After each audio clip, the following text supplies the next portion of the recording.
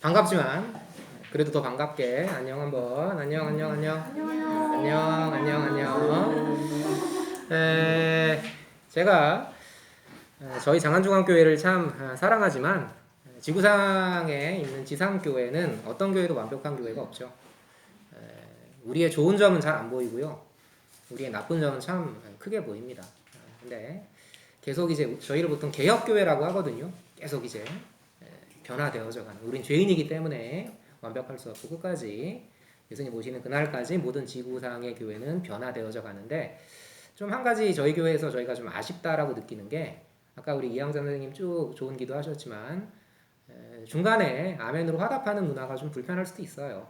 그런데 저는 그게 기도하는 사람을 위한 작은 힘내라 이런 응원이라고 생각하거든요. 강론자가 설교를 할 때 중간에 아멘으로 화답하는 이런 문화가 어떤 뭐 형식주의나 율법주의가 아니라 그냥 좋으면 할 수 있는 거고, 또 굳이 뭐 그걸 너 왜 안 해? 이런 것도 솔직히 필요 없는 거고요. 그냥 자연스럽게 그냥 반응하는 게 좋지 않을까 생각을 합니다. 아까 제가 이제 끊임없이 개혁되어져 가는 것이 우리 지구상에 있는 모든 지역교회다라는 말씀을 드렸지만, 근데 때로는 내가 언제까지 개혁돼야 되지? 이런 생각. 아까 우리 이양선 선생님 기도하셨지만 이 코로나 사태가 진짜, 이게 저도 1년 정도면은 그래도 마스크를 벗지 않을까 했는데, 마스크를 지금 벗었던 나라도 다시 지금 쓰고 있죠. 이게 참 한편으로는 두렵고, 이러다가 진짜 예수님 오시는 거 아니야? 뭐 이런 생각을 그럼 차라리 좋을 텐데 하기도 하는데, 뭐 제가 농담 반 진담 반으로 무한 루프라는 말, 여러분 혹시 게임 좋아하는 친구들 알죠? 계속 돌아가는 거예요. 악몽이 계속 반복되는. 깼는데 다시 그 상황이, 내가 죽어서 내가 시체가 되는 상황이 다시 반복이 되는, 이런 좀 약간 끔찍하지만 그런 영화들 꽤 있죠. 언약 백성이 진짜 말하자면 답이 없는 거야, 이 악행의 무한 루프가. 그 우리 아까 사사기 잠깐 봤지만 13장 제일 처음은 정말 저 지워버리고 싶어요. 야 이거 또 나오냐? 이렇게 말하고 싶을 정도로 13장 첫머리에 보면 이스라엘 자손이 다시 여호와의 목전에 악을 행하였으므로, 이거 너무나 많이 보는 구절이죠. 그 잠언의 표현처럼 개가 또 한 것을 도로 먹고 돼지가 씻었는데 우리에 또 기어들어가는 것처럼. 근데 이게 낯설지 않죠, 우리는. 그렇습니까? 우리도 이러고 살잖아. 계속 그렇게 살죠. 회개하고 뭔가 달라질 줄 알았는데 변화가 없고, 내가 나한테 실망하는 게 너무나 나를 무겁게 하죠. 자, 하여튼 그러니까 그것 때문에 혹시 뒤에 나오는 블레셋 사람의 손에 40년 동안 넘겨주셨고, 또 그것 때문에 이 여자가 임신을 못한 게 아닌가? 이건 좀 논리의 비약인데, 2절에는 그런 내용이 나와 있죠. 그 임신하지 못하는 여성의 이야기. 여러분 혹시 한나와 브닌나 이야기 아세요? 사무엘상 처음에 시작하는. 왜 그렇게 브닌나가 한나를, 미안합니다 좀 무식한 표현 써가지고 갈궈냈어요. 너 애도 못 낳아? 이게 무슨 죄야? 당시엔 죄였다고. 고대 사회에서 아이를 못 낳는 여성은 여성으로서의 기능을 못하는, 더 심하게 이야기하면 신의 저주를 받은 자로 여겨졌어요. 이게 간단히 넘어갈 문제가 아니라고. 지금도 물론 임신 때문에 고통 겪으시는 분들이 계시지만 당시엔 이게 더 심각한 문제였다고. 신의 저주를 받은 자의 표식이 바로 이 임신하지 못하는 여성이었거든요. 근데 이거 한 가지 우리가 생각해 볼 필요가 있죠. 제가 거기 다음 첫 번째 그 지치지 않는 구약 백성의 우상 숭배는 읽어보시고요.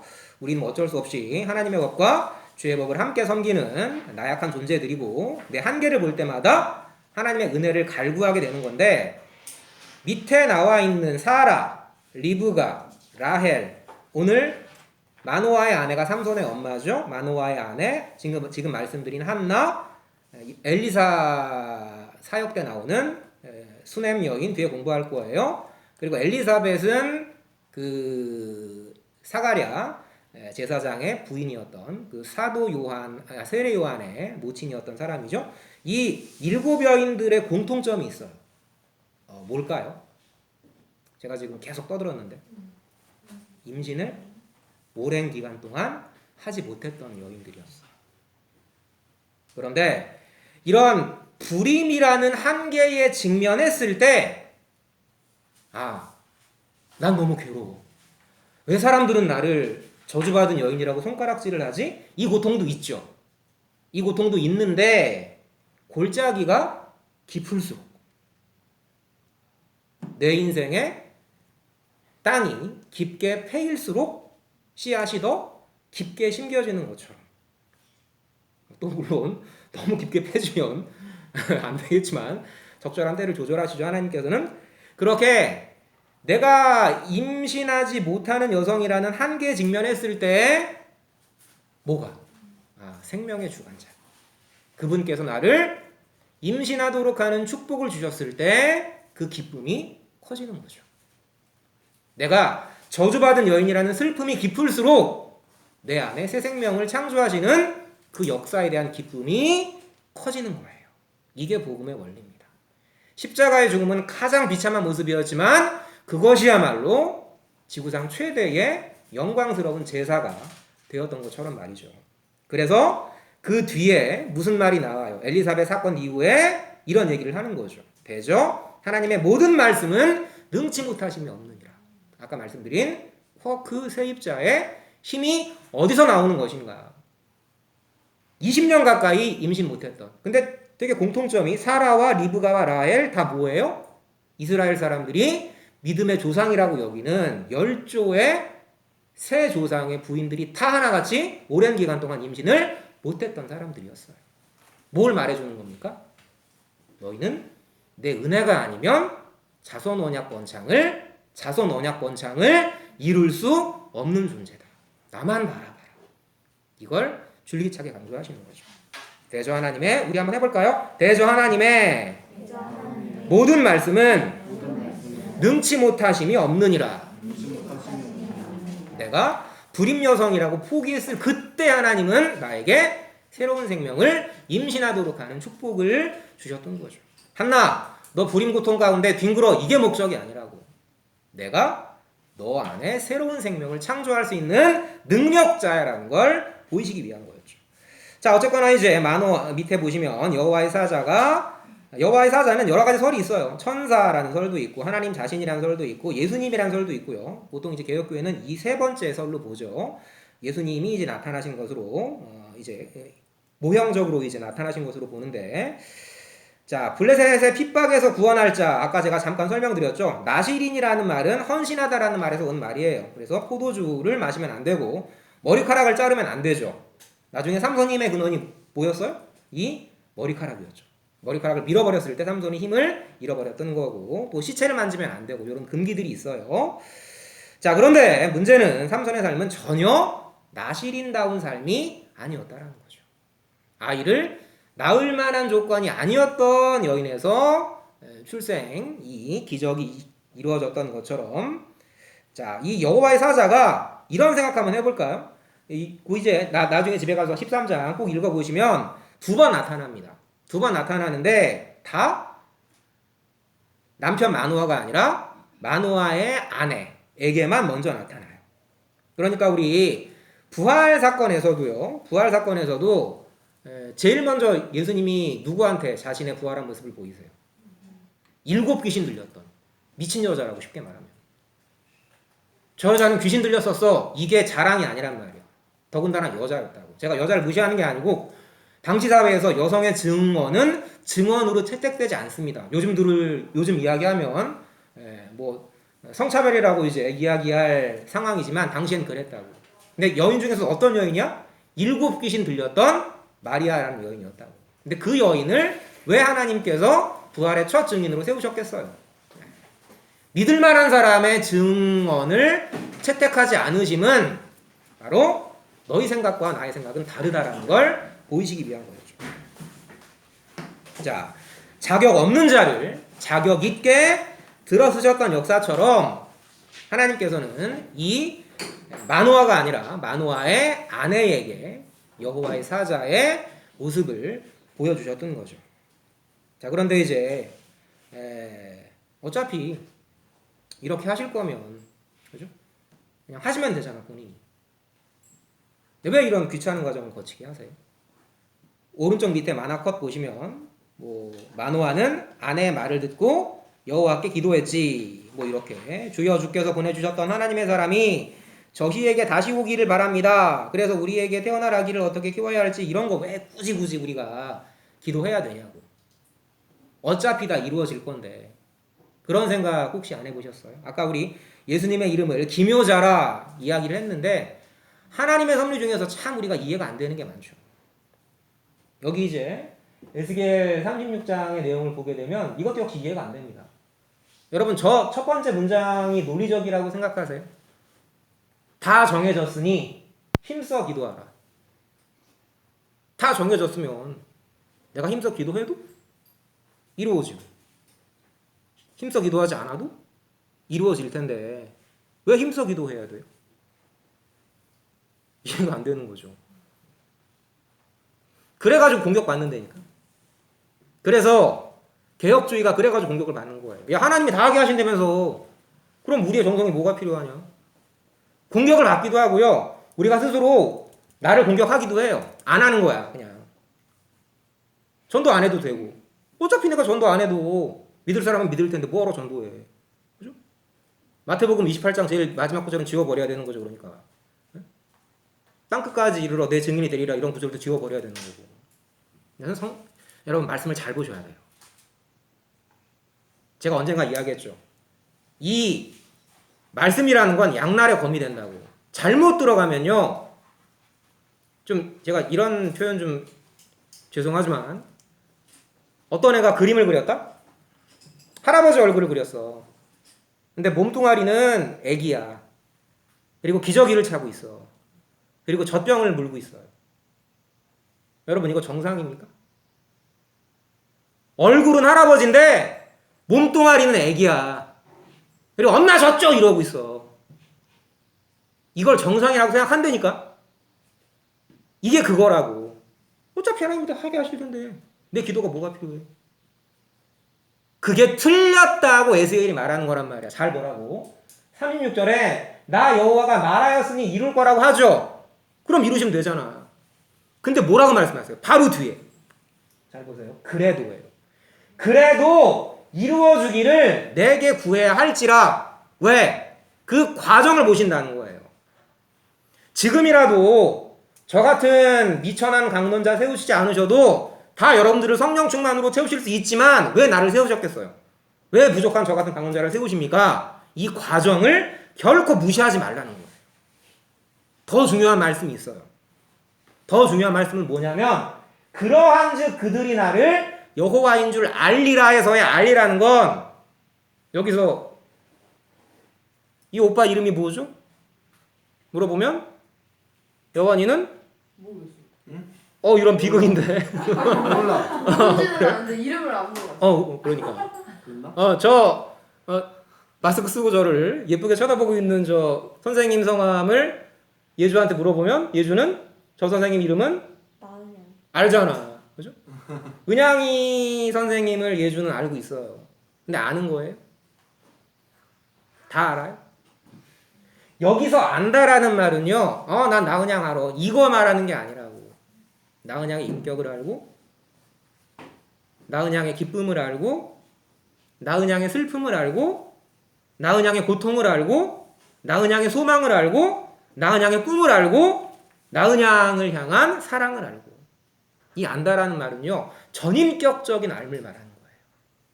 왜 하나님이 우리에게 이러한 구원의 사역에 동참하자고 손을 내미시는 거예요? 같이 가자는 거예요.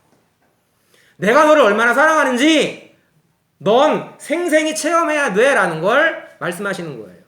여기서의 알은 결코 지식적인 알을 말하는 게 아니에요. 경험적인 암, 체험적인 암, 인격적인 알을 말하는 거예요. 그 과정이 그래서 중요한 거예요. 기도 왜 하냐고요? 하나님과 인격적으로 만나는 과정이 기도예요. 그거 빠지면요. 신앙은 헛고예요. 자, 천천히 정리합시다. 여호와 사자의 이름은 기묘자다. 이름을 물었던 마노아.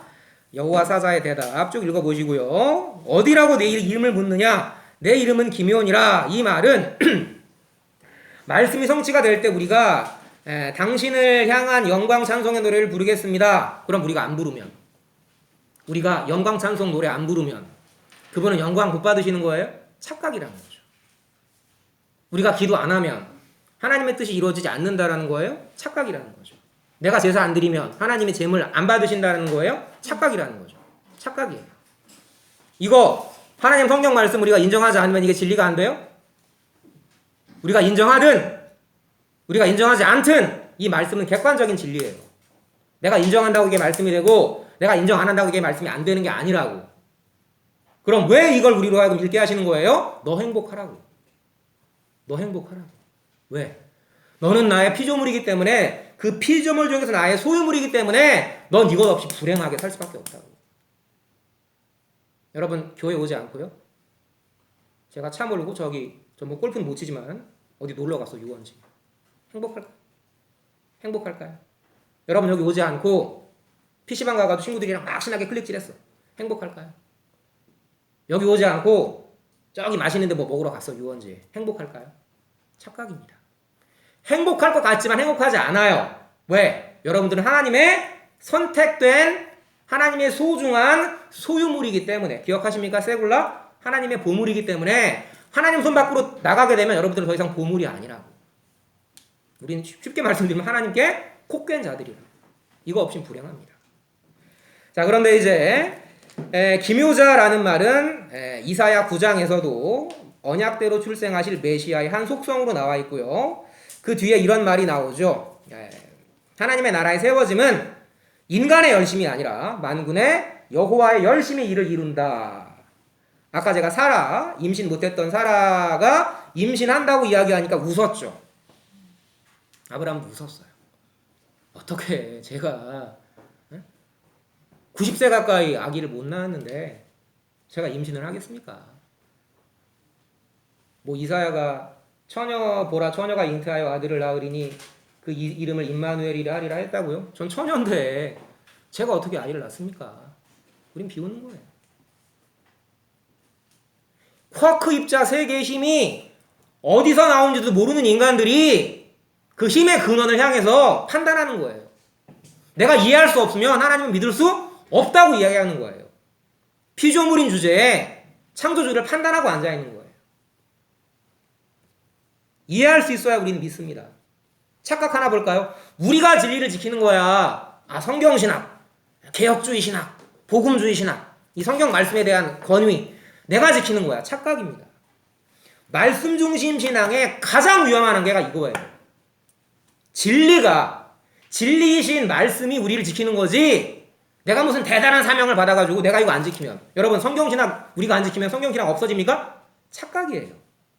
우리 교회 망해도요, 우리 없어져도요, 성경신학은 전수됩니다. 왜? 하나님이 하시는 거니까.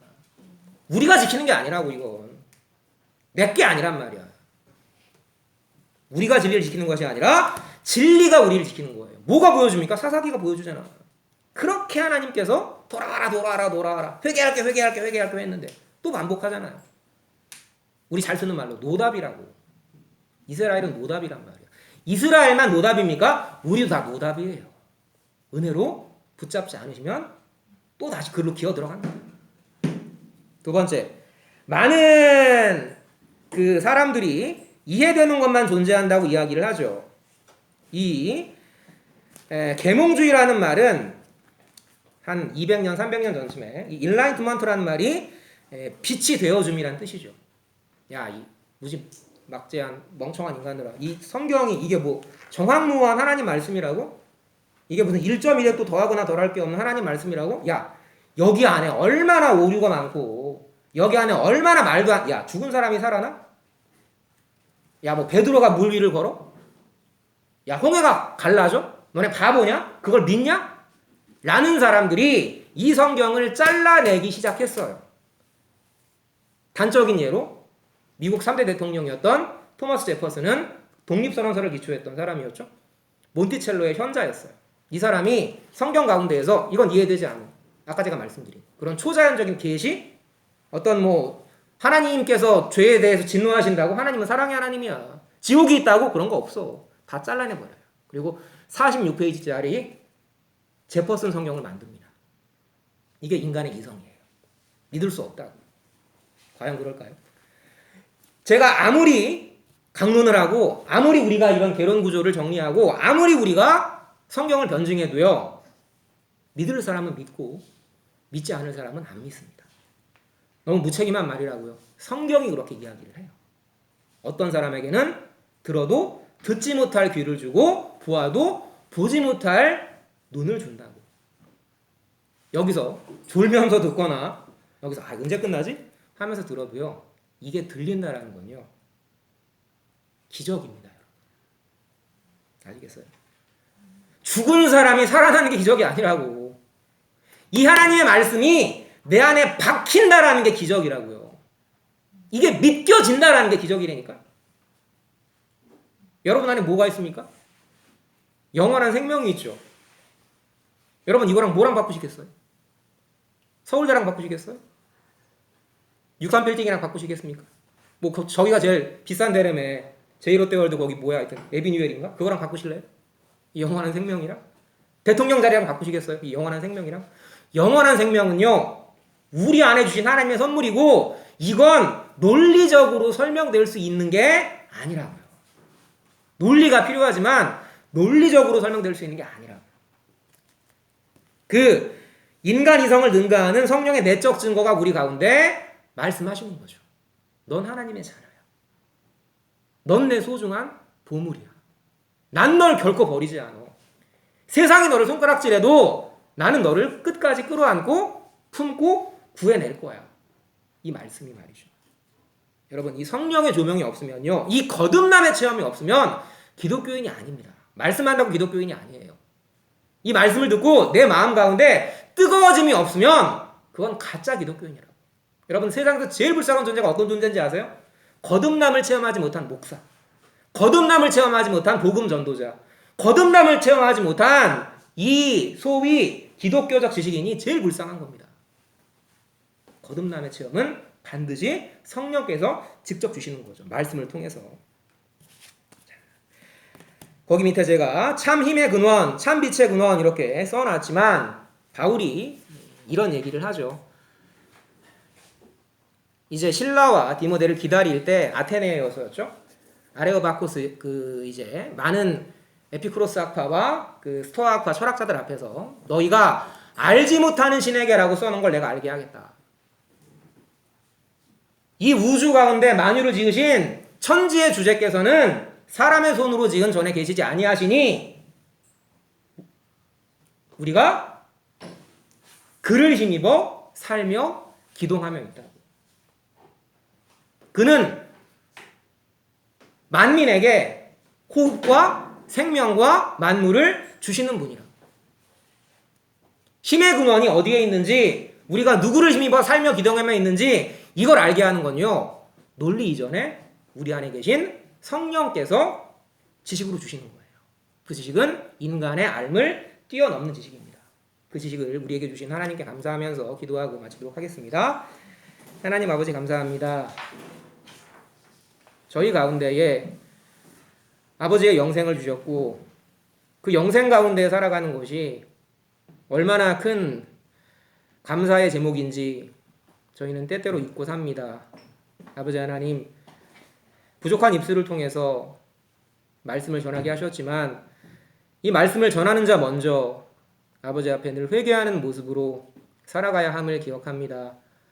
저희 가운데 죄에 대한 회개가 없으면 저희 가운데 나를 하나님처럼 세우고자 하는 죄에 대한 회개가 없으면 그 복음은 복음이 아니라 저주임을 저희 늘 기억하게 하시옵소서. 내가 하나님을 아는 것이 결코 특권이 아니라 내가 하나님을 알게 되었기에 내가 복음을 값없이 받았기에 내가 이것을 죽는 날까지 값없이 전하는 것이 내 사명이고 그것이 내 삶의 목적임을 저희 친구들 늘 잊지 않고 살아가도록 인도하여 주시옵소서. 저희는 공로없사오나 저희를 위해 죽으시고 부활하신 예수님 이름으로 감사의 기도드렸습니다. 아멘.